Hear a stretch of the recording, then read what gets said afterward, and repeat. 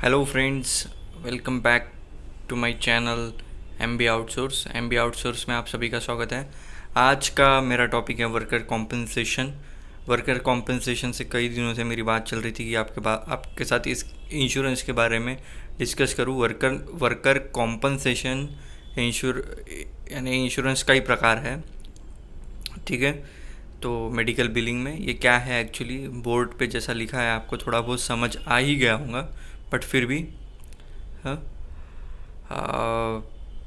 Start करते हैं। तो दोस्तों, मैं हूँ आपका अपना प्रतीक गुजर और एम बी आउटसोर्स मेरे चैनल में आप सभी का स्वागत है।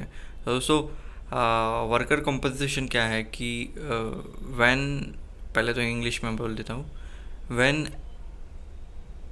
any employee having illness or accident due to work, then the insurance claim occur called as worker compensation, right?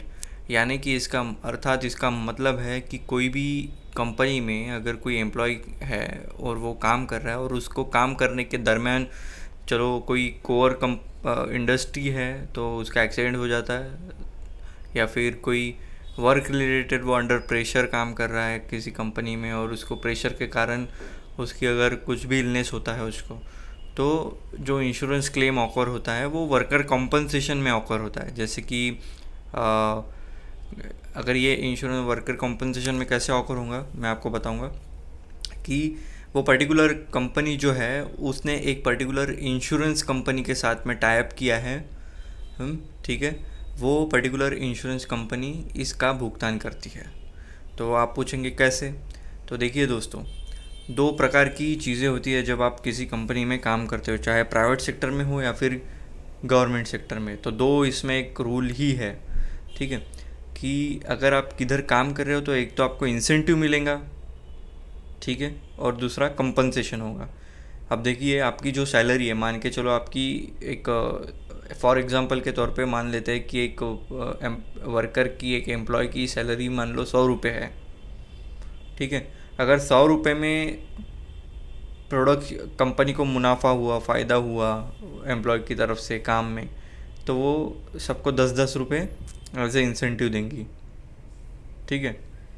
और दूसरी बात, ये तो है इंसेंटिव देंगी। और दूसरी बात, जब भी अगर एम्प्लॉय उस कंपनी में दाखिल होता है तो जो भी उसका पेमेंट होता है, तो पेमेंट के दरमियान जो डिडक्शन होता है पेमेंट से, रिड्यूस होता है पेमेंट, हाँ, तो वो कभी मेडिकल अलायंस, अपन बोलते हैं ना, मेडिकल अलायंस का कटा है, खाने का कटा है, बस का कटा है अगर बस से ट्रैवलिंग कर रहे हो तो, ठीक है।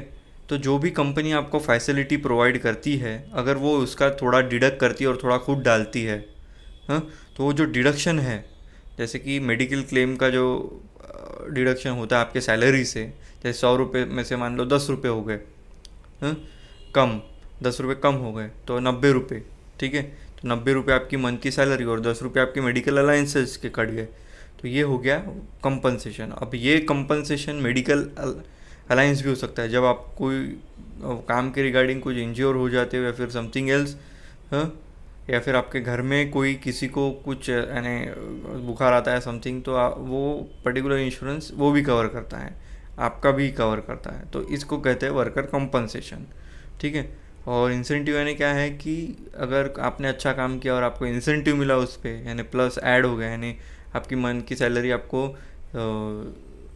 110 रुपये मिली, राइट, तो वो आपका इंसेंटिव हो गया, उसका कोई रोल नहीं है, यानी उसका आपको नॉर्मल आपको जो खरीदना है वो। बट ये जो चीज़ें हैं जिसमें आप कंपनी डिडक्शन करती है, ये मेडिकल अलाइंसेस हो सकता है, जिसको यानी मेडिकल अलाइंस यानी कोई इंश्योरेंस कंपनी आपके, अगर आपको कुछ होता है तो क्लेम वगैरह करने में, ठीक है, तो ये कंपनी की तरफ से होता है, ठीक है। तो इसलिए वर्कर कंपनसेशन ही इसलिए कहा गया। कंपनसेशन यानी आपके सैलरी में से डिडक्शन होके आपको उसका बेनिफिट कहीं और जगह मिलना, ठीक है। और इंसेंटिव यानी आपको तुरंत में उसका पैसा, काम के प्रोडक्शन का कंपनी को फ़ायदा हुआ तो उसका पैसा मिलना। तो ये दोनों चीज़ें बहुत डिफरेंट है। तो दोस्तों, जब भी आप कोई कंपनी में जाओ तो देखो कि वहाँ पे वर्कर कंपनसेशन है कि नहीं है, इंसेंटिव वाली कंपनी है कि नहीं है, इंसेंटिव देने वाली है कि नहीं है, ये सब चीज़ें मैटर करती है, ठीक है। तो जब भी जॉब करो तो ये सब चीज़ें देखो, राइट। तो दोस्तों वर्कर कंपनसेशन की डेफिनेशन आपको समझ गई होंगी, इतना मैं समझ पा रहा हूँ। काफ़ी सिंपल है। अगर आपकी सैलरी 100 रुपये है, 100 रुपये में से अगर कंपनी 10 रुपये काटती है मेडिकल अलाइंसेस के, और वो आपके इन फ्यूचर कहीं इलनेस या फिर समथिंग इसमें आपको पैसा नहीं लगता है उस समय कुछ टाइम बाद, और वो जैसा कि कोई इंश्योरेंस पे कर रहा है उसका, तो वो आपके लिए बेनिफिट है। वो लॉन्ग टर्म के बाद बेनिफिट है, इंसेंटिव यानी शॉर्ट टर्म वाला बेनिफिट है, राइट। तो दोस्तों आशा करता हूँ, उम्मीद करता हूँ कि आपको ये डेफिनेशन समझ आ गई होगी। मिलते हैं नेक्स्ट वीडियो में, तब तक के लिए बाय बाय।